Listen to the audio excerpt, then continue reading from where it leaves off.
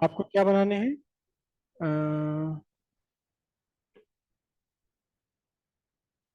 Position of image versus position of object. Correct. चार column बनाया आपने। First column position of object, first column. Second column आपको बनाना है क्या? Position of image. Third column बनाना है नेचर ऑफ इमेज। और लास्ट वाला आपको कॉलम बनाना है size of image.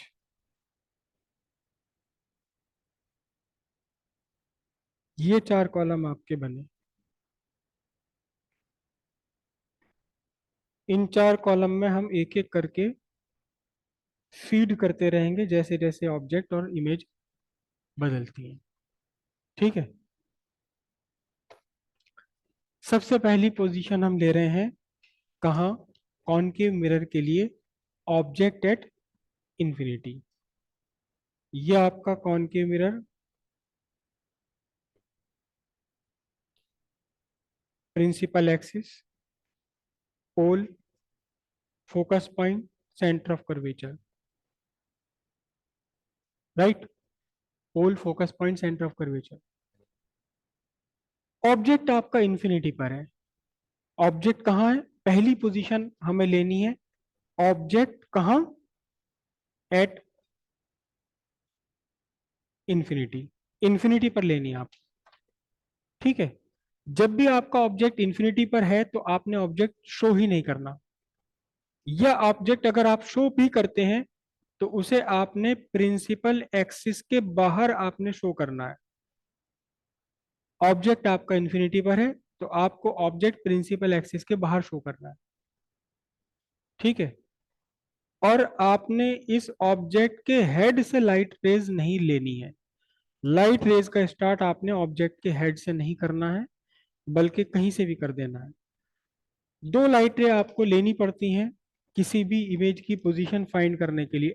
At least to light rays आपको लेनी पड़ती हैं।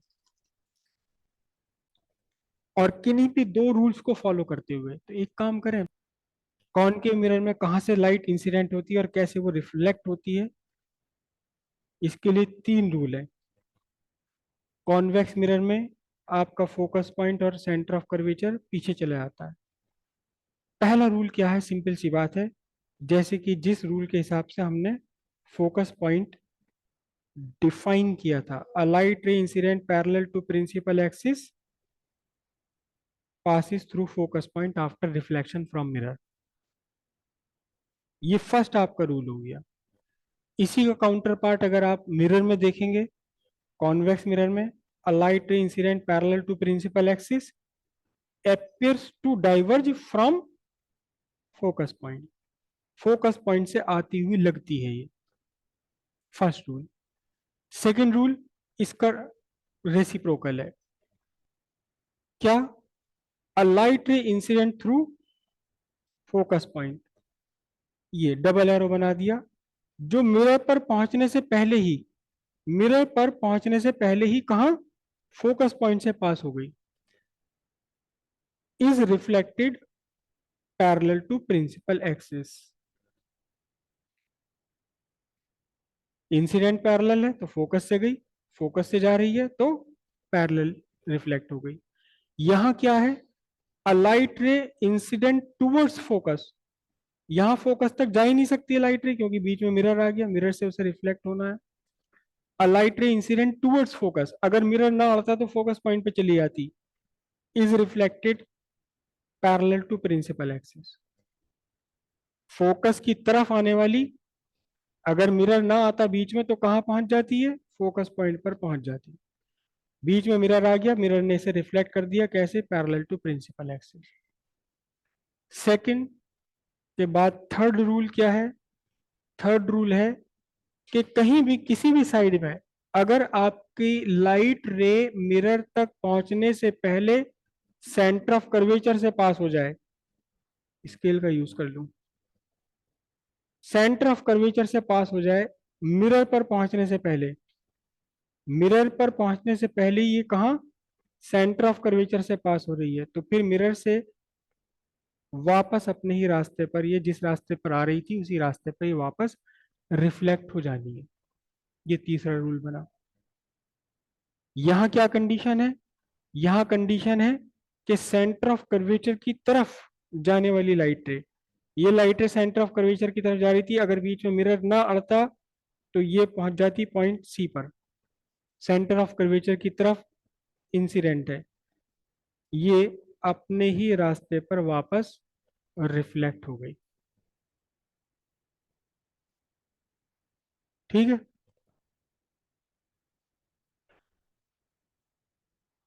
यही तीनों बातें अगर हम डिस्कस करें लेंस के लिए, तो लेंस में भी ऑलमोस्ट यही कंडीशन है, ऑलमोस्ट यही सब कुछ है। बस एक डिफरेंस है कि लेंस में लाइट को पार जाना होता है और मिरर में लाइट को वापस आना होता है, बस इतना सा डिफरेंस है। लेकिन है यही अब भी। देखिए कॉन्वेक्स, अच्छा याद रखिएगा कि कॉन्वेक्स लेंस का जो नेचर है वो कौन सा है? कन्वर्जिंग। और इसका नेचर कैसा है? डाइवर्जिंग। इधर कॉन्वेक्स लेंस, याद रखिएगा कॉनकेव मिरर का बिहेवियर और कॉन्वेक्स लेंस का बिहेवियर, दोनों बिहेवियर एक जैसे हैं। कौन से हैं? कन्वर्जिंग बिहेवियर है इनके। तो जैसा कन्वर्जिंग में यहां हो रहा है लाइट रे के साथ, वैसे ही यहां हो जाना है। बस डिफरेंस क्या आएगा? डिफरेंस ये आएगा कि अब लाइट रे को लेंस के पार जाना है। A light ray incident parallel to principal axis is converge to focus point. यहां भी बिल्कुल वही था, लेकिन मिरर से वापस आना लाइट रे को और लेंस के पार जाना लाइट रे को, होना वही की वही बात है। सेकंड क्या था देखिए कि फोकस से पास हो गई, पहली मिरर पर पहुंचने से पहले फोकस से पास हो गई तो प्रिंसिपल एक्सिस के पैरेलल रिफ्लेक्ट हो जाना है। यहां भी वही की वही कंडीशन है। फर्स्ट प्रिंसिपल फोकस से अगर कोई लाइट रे पास हो रही है मिरर पर पड़ने से पहले ये फर्स्ट प्रिंसिपल फोकस पर आ गई, तो इसे कैसे पार जाना है? लेंस के पार इसे प्रिंसिपल एक्सिस के पैरेलल चले जाना है। वही कंडीशन बन रही बिल्कुल। सेंटर ऑफ कर्वेचर के, सेंटर ऑफ कर्वेचर से होते हुए मिरर तक पहुंची तो वापस अपने ही पाथ पर लौट गई, यानी कोई डेविएशन नहीं हुआ। डेविएशन हुआ एक्चुअली 180 डिग्री का।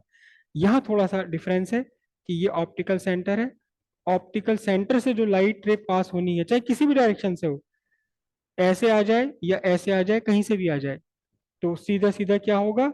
बिना किसी डेविएशन के अपने ही रास्ते पर ये आगे बढ़ती चली जाएगी ऑप्टिकल सेंटर से पास होने वाली लाइट रे। कॉन्वेक्स लेंस के लिए हो गया। यही सारी चीजें कॉनकेव लेंस के लिए भी यही होती हैं। कॉनकेव लेंस की नेचर कैसी है? कॉनकेव लेंस की नेचर है डाइवर्जिंग, तो वो बिल्कुल वैसे ही बिहेव करेगा जैसा कि कॉन्वेक्स मिरर करता है। बस डिफरेंस ये है कि मिरर लाइट को लौटा देता है और ये लाइट को पार निकाल देता है। ये बीचों बीच एक लाइन ड्रॉ करते हैं, हालांकि इस लाइन का कोई एग्जिस्टेंस होता नहीं है, लेकिन इन दोनों लाइन का इंटरसेक्शन पॉइंट ही ऑप्टिकल सेंटर। यह आपका second principal focus left side में है, जिसे हम एफ से रिप्रेजेंट करते हैं, और फर्स्ट प्रिंसिपल फोकस अक्सर रिप्रेजेंट किया जाता है एफ डैश से, एफ डैश और 2f डैश। तो यहां देखिए क्या हुआ, एक लाइट रे आ रही थी parallel to principal axis and if it appears to be diverge from focus point, ऐसा लगता है जैसे फोकस पॉइंट से डाइवर्ज हो रही है। इसे यहां खड़े होकर आप देखेंगे तो आपको लगेगा जैसे फोकस पॉइंट से आ रही है। ठीक है, वही वही कंडीशन यहां बन रही है, बिल्कुल वही कंडीशन यहां बन रही है, लेकिन बस डिफरेंस क्या आया? कि लाइट पार चली गई, incident parallel to principal axis, and it appears to diverge from focus point. First second principal focus, focus point से डाइवर्ज ये appear होती है, it appears to be diverge from focus. Second principal focus, behaviour दोनों बिल्कुल एक ही है. इसने भी प्रिंसिपल एक्सिस से दूर भगा दिया लाइट रे को, और इसने भी ये प्रिंसिपल एक्सिस के साथ साथ आ रही थी पैरेलली, प्रिंसिपल एक्सिस से दूर भगा दिया, डाइवर्जिंग कर दी. क्या नेचर है इसका? डाइवर्जिंग नेचर है. इसके बाद फिर से ये कंडीशन कि फोकस पॉइंट की तरफ आने वाली लाइट रे जो फोकस पॉइंट की तरफ जा रही थी, ये कैसे रिफ्लेक्ट हो गई? Parallel to principal axis reflect हो गई. तो यहां भी वही कंडीशन बन रही है कि एक लाइट रे जो लेंस अगर ना होता तो कहां पहुंच जाती है? फोकस पॉइंट पर पहुंच जाती है. It is incident towards focus, focus की तरफ आ रही है, लेकिन बीच में आ गया लेंस. अब इस लेंस ने इसे क्या कर दिया? इसने इस लेंस ने पार करा दिया, लेकिन कैसा? Parallel to principal axis. और थर्ड पॉइंट आपका कौन सा है? थर्ड रूल, कि सेंटर ऑफ कर्वेचर की तरफ लाइट ने जाना था और लौट करके उसी रास्ते पर वापस आ गई. तो भी यहाँ क्या होगा? यहाँ आपका ऑप्टिकल सेंटर है. ऑप्टिकल सेंटर के थ्रू चाहे ऊपर से लाइट रहा है प्रिंसिपल एक्सिस के या नीचे से जाए, उससे कोई फर्क नहीं पड़ता. सिंपली क्या बना आपका? ऑप्टिकल सेंटर के थ्रू जाने वाली लाइट रे सीधे सीधे सीधे सीधे अपने ही रास्ते पर अनडेविएटेड पार निकल जाएगी. कौन के मिरर के लिए अब हम बना रहे हैं पोजीशन. तो जब आप ऑब्जेक्ट इंफिनिटी पर रखेंगे तो आपने लाइट रेज ऑब्जेक्ट के हेड से स्टार्ट नहीं करनी है, ऑब्जेक्ट के हेड से स्टार्ट नहीं करनी है, और इनमें से किन्हीं दो रूल्स को फॉलो भी करना है. इन्हीं दो लाइट रेज को फॉलो करना, इन्हीं तीन में से. ये तीन है हमारे पास रेडीमेड रूल. इसके अलावा जो इन सारे के सारे रूल्स का मदर है, क्या? Angle of incidence equals angle of reflection.